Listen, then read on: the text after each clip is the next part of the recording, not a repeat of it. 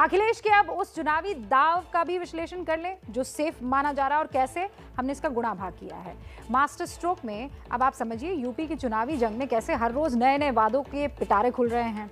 अखिलेश यादव सबसे आगे इसमें। आज उन्होंने पेंशन वाला दाव चला। अखिलेश ने ऐलान किया कि 2005 में पेंशन से जुड़े जो नियम बदले गए थे, जिसके खिलाफ कर्मचारी काफी दिनों से आंदोलन कर रहे हैं, अब उन कर्मचारियों की मांग को हम मान रहे हैं। मानने का उन्होंने ऐलान किया।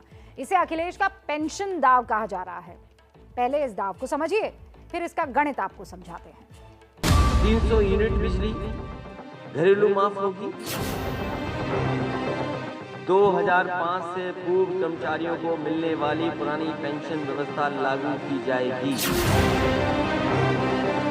समाजवादी पार्टी जो कहती है वो करके दिखाती है। अखिलेश यादव के चुनावी पिटारों में सौगात की कमी नहीं है, इसीलिए रोज वो एक नई सौगात का ऐलान कर रहे हैं। समाजवादी पेंशन की रकम बढ़ाने और फ्री बिजली के बाद आज उन्होंने पेंशन पर ही एक और मास्टर स्ट्रोक चला। 2005 से पूर्व कर्मचारियों को मिलने वाली पुरानी पेंशन व्यवस्था लागू की जाएगी। केंद्र में भारतीय जनता पार्टी की सरकार द्वारा वर्ष 2004 में नियमावली बनाई, जिसके आधार पर अप्रैल 2005 के बाद नियुक्त शिक्षक और कर्मचारी की मासिक पेंशन की योजना समाप्त की गई। मुझसे लगातार तमाम कर्मचारी और शिक्षक संगठन मिले और उन्होंने पूर्व की भांति पुरानी पेंशन योजना लागू करने की मांग करी। इन लोगों ने लगातार आंदोलन और धरना प्रदर्शन किया, लेकिन इस कर्मचारी विरोधी सरकार ने इनकी बात नहीं सुनी। अखिलेश के इस ऐलान से वो कर्मचारी संगठन बेहद खुश भी हैं, जो इसकी लंबे समय से मांग कर रहे थे। राजनीति के जानकारों के मुताबिक अखिलेश को इस योजना से चुनावी फायदा जरूर मिल सकता है।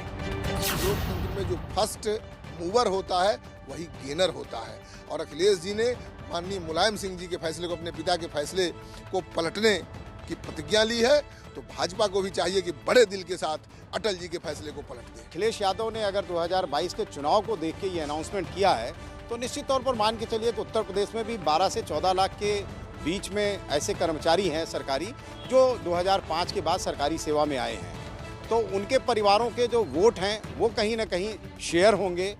जो डिमांड होगी ये होगी कि सरकार जो है वो सरकार में आने के बाद इसको लागू करे और पेंशन बहाल हो। यूपी चुनाव के लिए अभी किसी राजनीतिक दल का घोषणा पत्र नहीं आया है, लेकिन अखिलेश यादव स्ट्रैटेजिकली एक एक करके अपने घोषणा पत्र के बिंदुओं को जारी कर रहे हैं। ऐसे में पहले 300 यूनिट बिजली, फिर समाजवादी पेंशन और अब सरकारी कर्मचारियों की पेंशन का मुद्दा अखिलेश यादव ने सामने रख के कहीं ना कहीं भारतीय जनता पार्टी को अपनी रणनीति में बदलाव करने की एक चुनौती दे दी है। ऐसे में देखना होगा कि क्या 300 यूनिट बिजली और पेंशन बहाली जैसे मुद्दों को बीजेपी को भी घोषित करना पड़ता है, या किसी और स्ट्रैटेजी के साथ बीजेपी लोगों के बीच आती है। लेकिन अखिलेश ने एक मास्टर स्ट्रोक चल दिया है। देखना होगा इसका असर चुनाव पर उनको किस तरीके से देखने को मिलता है। देखिए, अखिलेश की पेंशन योजना का सियासी पहलू तो आपने देख लिया है, लेकिन इसका अंक गणित बहुत इंटरेस्टिंग है, और यही अंक गणित आपको ये बता देगा कि वोटों की राजनीति असल में होती क्या है। ध्यान से समझिए। अखिलेश के ऐलान से प्रभावित होने वालों की कुल संख्या कितनी है? 12 लाख। अगर एक परिवार में 3 वोटर भी आप मान लीजिए तो संख्या हो जाती है 36 लाख। अब समझिए कि अगर अखिलेश सरकार बना लेते हैं तो इस 36 लाख वोट के लिए उन्हें खर्च कितना करना होगा। सबसे पहले अखिलेश का ऐलान आप समझिए। उन्होंने क्या कहा है, और जो कहा है उसके मुताबिक क्या है? 2005 के बाद नियुक्त कर्मचारियों को पेंशन मिलेगी। औसत रिटायरमेंट की उम्र कितनी होती है? 60 साल। इस तरह से जिसने 30 साल की उम्र में नौकरी की है तो वो रिटायर कब होगा? 2035 में। जिसने 35 साल में नौकरी पाई है वो रिटायर कब होगा? 2030 में। और 2025 में कौन रिटायर होगा? वही जिसने 2005 में, यानी जब वो 40 साल की उम्र में नौकरी ज्वाइन करेगा तब रिटायर होगा। अब सोचिए, नौकरी पाने की औसत उम्र क्या होती है? 40? नहीं, 25 से 35 साल लगभग।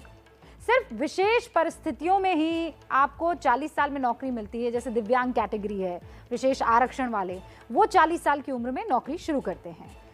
अगर अखिलेश जीते तब भी उनका कार्यकाल जो है वो कब तक रहेगा? 2027 तक। यानी उनके कार्यकाल के आखिरी साल में वो लोग रिटायर होंगे जो 40 साल की उम्र में नौकरी पा लेते हैं, जो रिटायर होने की स्थिति में होंगे, जिन्होंने 38 साल में नौकरी ज्वाइन की होगी। 38 साल में नौकरी ज्वाइन करने वालों की संख्या बताइए कितनी होगी? बेहद कम। अगर अखिलेश सीएम बने भी तो 2025 से पहले शायद ही कोई उनकी पेंशन योजना का लाभार्थी बन पाएगा। अगर इस गणित को आप फिट करें तो मतलब साफ है कि ये बहुत चालाकी भरा चुनावी दाव है। इसीलिए हमने इसकी व्याख्या आपके सामने रखी है।